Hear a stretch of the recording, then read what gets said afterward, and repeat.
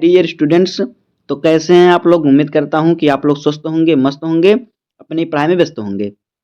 तो दोस्तों, मैं विनय विश्वकर्मा आपका स्वागत करता हूं आपके अपने चैनल विनय से स्टडी में। दोस्तों, आज के वीडियो में हम क्लास 12 फिजिक्स का मोस्ट इंपॉर्टेंट टॉपिक को पढ़ेंगे। तो आज का टॉपिक हमारा है किरचॉफ का नियम। तो दोस्तों, आज के वीडियो में हम किरचॉफ के दोनों नियम को सबसे सरल तरीके से पढ़ेंगे। तो वीडियो में लास्ट तक बने रहिएगा। अगर आप वीडियो पे हैं तो वीडियो को लाइक कर दीजिए और चैनल पे नए सब्सक्राइब कर दीजिए, क्योंकि एग्जाम के हर इंपॉर्टेंट टॉपिक का वीडियो आपको चैनल पर डेली मिलता रहेगा। तो आइए वीडियो को स्टार्ट करते हैं। देखिए, किरचॉफ का प्रथम नियम क्या है। किरचॉफ का प्रथम नियम देखिए, जिसे धारा का नियम या फिर संधि का नियम कहते हैं। तो देखिए, इस नियम के अनुसार किसी परिपथ में किसी भी संधि पर मिलने वाली समस्त धारा का बीजगणितीय योग शून्य होता है। यानी किरचॉफ के प्रथम नियम के अनुसार किसी परिपथ में किसी भी संधि पर मिलने वाली समस्त धाराओं का बीजगणितीय योग शून्य होता है। जितनी भी धारा होंगी उनका जो बीजगणितीय योग होगा शून्य होगा। देखिए किस प्रकार से ये होता है, सिग्मा आई जीरो, यानी सभी बीजगणितीय का योग कितना होगा, शून्य होगा। ये आपका सिग्मा लग रहा है बीजगणितीय, तो बीजगणितीय योग कितना होता है, शून्य होता है धाराओं का। धारा आई है तो यहाँ पे देखिए आगमित धारा बराबर निर्गत धारा के योग। देखिए आगमित यानी आने वाली धारा का योग बराबर होता है निकलने वाली धारा के योग से। देखिए यहाँ पे आने वाली धारा कितनी है, दो धारा है, एक I2 और एक I1। ये धारा आ रही है और यहाँ पे देखिए I3 I4 निकल रही है धारा। यहाँ पे देखिए चिन्ह लगा हुआ है निकलने का, यहाँ पे चिन्ह है आने का। तो इस प्रकार से जो धारा आएंगी और जो धारा जाएंगी दोनों का योग बराबर होगा। कैसे, देखिए यहाँ पे है I1 I2, ये दोनों धाराएं आगमित धारा आ रही हैं, तो इसके बराबर होगा जो धाराएं निकल रही हैं। तो I3 I4 और I5 धारा क्या है, निकल रही हैं, बाहर निकल रही हैं। तो यही होता है किरचॉफ का प्रथम नियम कि किसी भी परिपथ में किसी संधि पर मिलने वाली सभी धाराओं का बीजगणितीय योग शून्य होता है। यानी जितना भी धारा आएंगी जितनी धारा जाएंगी दोनों बराबर होंगे, जितनी आएंगी उसके बराबर धारा निकलेंगी वहां से। ये होता है किरचॉफ का प्रथम नियम। इसका सूत्र होता है सिग्मा आई बराबर जीरो, यानी ये बीजगणितीय योग हो गया, आई हो गया धारा और बराबर शून्य होता है।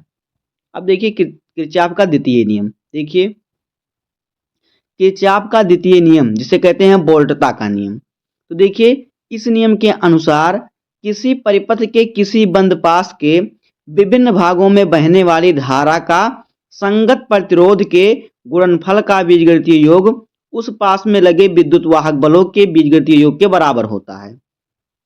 देखिए कह रहा है कि यहाँ पे देखिए चित्र है, कह रहा है कि इस नियम के अनुसार, किरचॉफ के द्वितीय नियम के अनुसार किसी बंद पास में, मान लीजिए ये हमारा एक बंद पास है, पहले हम इतने को लेते हैं आधे को, ये हमारा एक बंद पास है। तो क्या कह रहा है कि बंद पास के विभिन्न भागों में जो धारा बहती, मान लीजिए यहाँ पे आई धारा इसमें बह रही है, तो इसमें जितनी धारा बहेगी यहाँ से, देखिए आई धारा और यहाँ से I2 धारा बह रही है, तो इसमें जितनी धाराएं बहेंगी बंद पास में बहने वाली सभी धारा उनके संगत प्रतिरोध, यहाँ पे देखिए जो धारा है उसके संगत एक प्रतिरोध भी लगा हुआ है। प्रतिरोध का क्या होगा, जो गुणनफल होगा, जो प्रतिरोध का, इन दोनों का जो गुणनफल होगा, प्रतिरोध का और धारा का जो गुणनफल होगा, ये इसके जो बीजगणितीय योग होगा, बीजगणितीय योग के जो बंदपास लगा है उसमें उसके विद्युत वाहक बलों के बराबर होगा।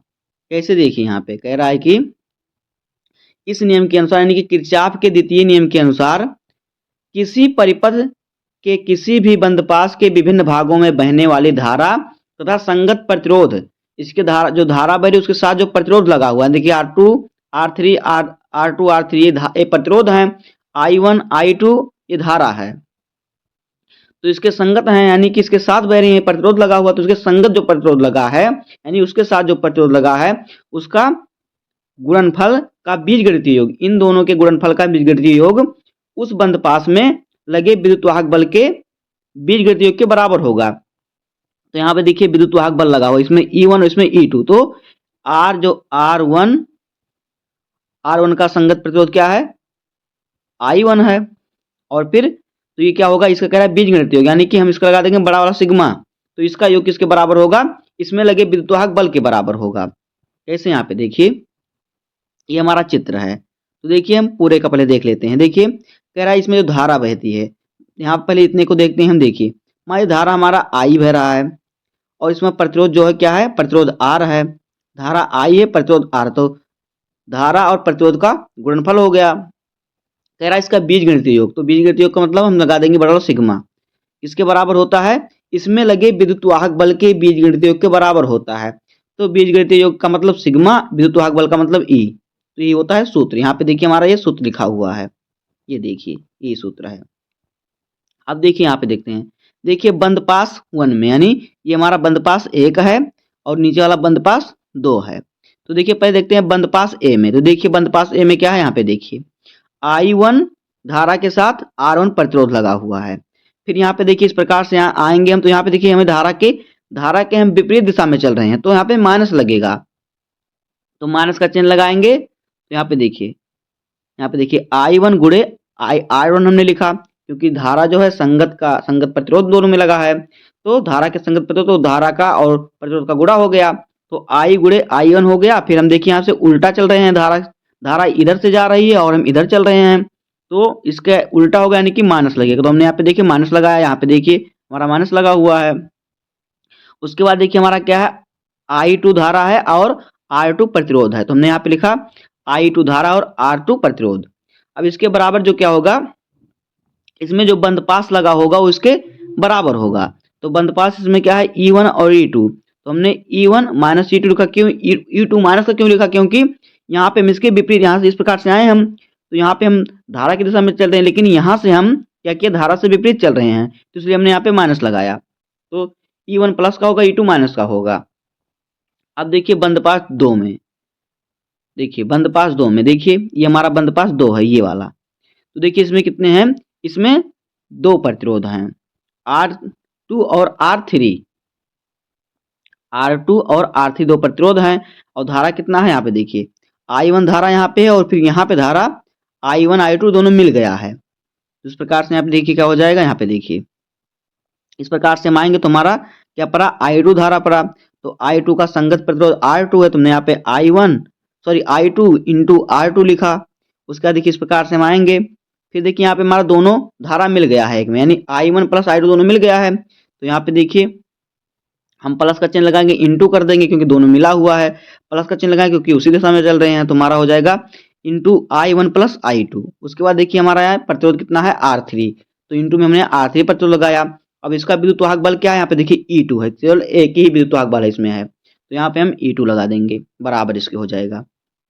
यानी इसमें जो प्रतिरोध बहेगा, जितने धारा बहेंगी, धारा और प्रतिरोध का जो गुणनफल होगा वो इसके विद्युत वाहक बल के बराबर होगा। तो यही है कि प्रतिरोध और धारा का जो बीजगणितीय गुणनफल होगा वो इसके विद्युत वाहक बल के बीजगणितीय योग के बराबर होगा। ये होता है किरचॉफ का द्वितीय नियम। तो दोस्तों इस प्रकार से हो जाएगा किरचॉफ का प्रथम और द्वितीय नियम। तो उम्मीद है कि आपको वीडियो पसंद आया होगा और इसका नियम समझ में आ गया होगा। अगर आपको वीडियो पसंद आया तो वीडियो को लाइक कर दीजिए और चैनल पे नए तो सब्सक्राइब कर दीजिए, क्योंकि बोर्ड एग्जाम के हर इंपॉर्टेंट टॉपिक का वीडियो आपको चैनल पर डेली मिलता रहेगा। तो मिलते हैं किसी नेक्स्ट वीडियो में, तब तक के लिए धन्यवाद, जय हिंद।